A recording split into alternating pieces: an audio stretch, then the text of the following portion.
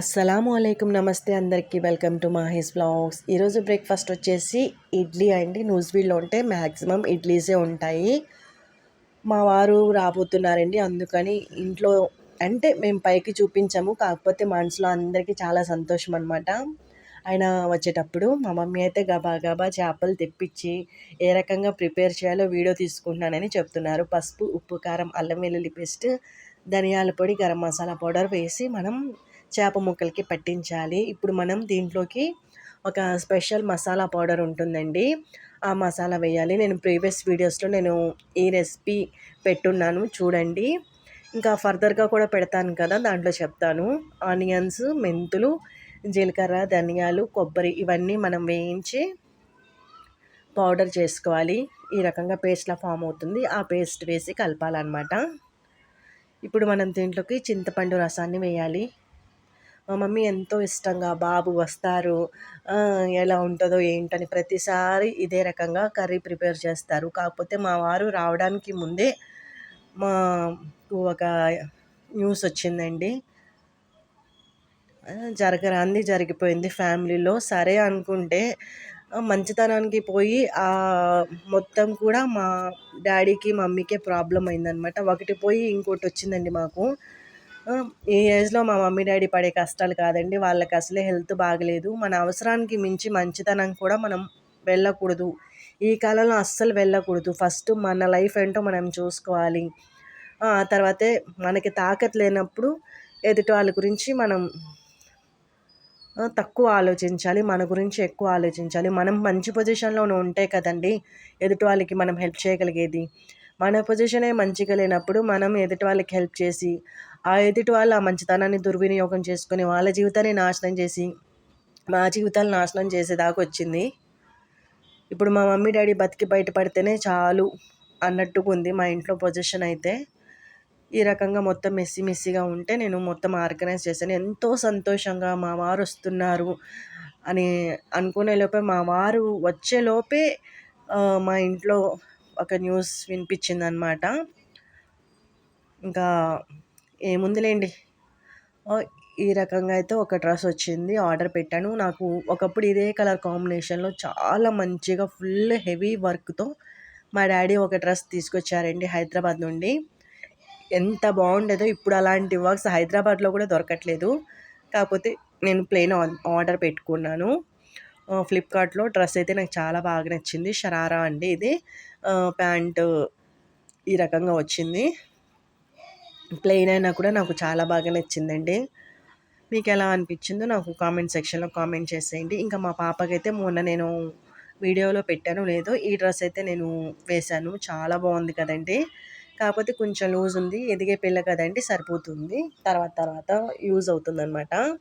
Full work అండి, దగ్గర నుండి డైరెక్ట్గా చూస్తే ఎంత బాగుందో డ్రెస్. మా పాప కూడా ఈ డ్రెస్లో చాలా బాగుంది.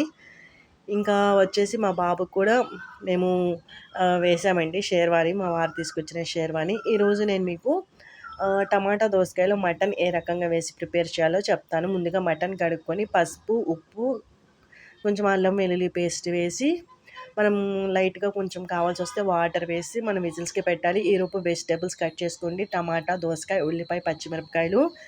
ఈ టమాటా దోసకాయలు పసుపు, ఉప్పు, కారాలు వేసుకోండి. సేమ్ యాస్టీస్గా కర్రీకి ఎలా వేస్తామో అలాగే పచ్చి దాంట్లోనే వేసేయాలి. ఇప్పుడు ఒక బాసన్లో మనం ఆయిల్ తీసుకొని మనం ముందుగా బాయిల్ చేసి పెట్టాం కదా మటన్, కొంచెం వాటర్ ఉన్నాయండి, ఆ వాటర్తో సహా వేసేయండి. కొంచెం వాటర్ వేసుకొని ఉడకబెట్టుకుంటే వాటర్ వస్తాయన్నమాట. మటన్ మెత్తగా ఉడికిన తర్వాత మనం ఈ రకంగా ఫస్ట్ మటన్ వేసేయాలి వాటర్తో సహా. ఆ తర్వాత టమాటా, దోసకాయలు వేసేయాలి. పసుపు, ఉప్పు, కారాలు, ఇంకా ధనియాల పొడి కూడా వేసేయాలి. మనం అల్లం వెల్లుల్లి పేస్ట్ ఆల్రెడీ మటన్ ఉడికించేటప్పుడు వేసామండి, ఇప్పుడు అవసరం లేదు. మటన్ చప్పగా ఉంటుందనే ఉద్దేశంతో ఉడికించేటప్పుడే మటన్ కొంచెం పసుపు, కొంచెం ఉప్పు వేశారు మా మమ్మీ. ఈ రకంగా కర్రీ దగ్గర పడే అంతవరకు కుక్ చేసుకోవాలండి. మటన్ వాటర్తో ఈ కర్రీ చాలా మంచిగా కుక్ అవుతుంది. టేస్ట్ చాలా బాగుంటుంది. వెరైటీ రెసిపీ అనిపించవచ్చు, కాకపోతే మనం ఎప్పుడు మసాలాలు వేసుకొని అలా చేసుకుని తినేదానికన్నా కూడా ఈ రకంగా మీరు ట్రై చేయండి. చాలా అంటే చాలా బాగుంటుంది. ఇది పుల్కాలోకి కూడా చాలా బాగుంటుందండి. మీరు ఒకసారి టేస్ట్ చూసుకోండి. ఉప్పు మీకు సరిపోకపోతే ఉప్పు వేసుకోండి. మిగతావన్నీ ఇంకా అంతేనండి. చూడండి ఈ రకంగా టమాటా దోసకాయ మటన్ కర్రీ రెడీ అయిపోయింది. చాలా బాగుంటుంది. మేము వెజిటబుల్స్ వేసి మటన్లో ప్రిపేర్ చేస్తూ ఉంటాము. మాకు అలవాటండి ఈ రకంగా తింటాము. ఎవరిష్టం వాళ్ళది కదా. కాకపోతే ప్రతి టేస్ట్ మనం టేస్ట్ చేయాలన్నమాట.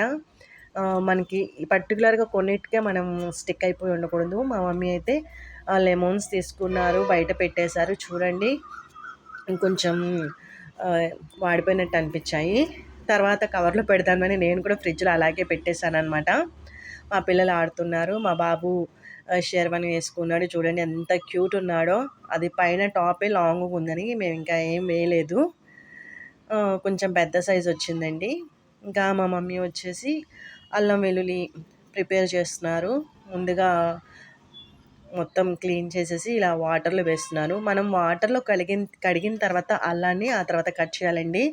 లేకపోతే జ్యూసెస్ అన్నీ పోతాయి వాటిలో ఉన్న ఫ్లేవర్స్. అందుకోసం చెప్తున్నాను ముందుగానే. మ్యాక్సిమం అందరికీ తెలుసులేండి. కాకపోతే ఏదో చెప్పాలి కదా, బిగినర్స్కి యూజ్ అవుతుందని. అందుకోసం క్లాత్స్ ఆరబెడుతున్నారు మా మమ్మీ. ఈవినింగ్ అయింది. నాకైతే ఆకలేస్తూ ఉండింది. మా మమ్మీ స్పెషల్గా నా కోసం పిజ్జా తెప్పించారండి.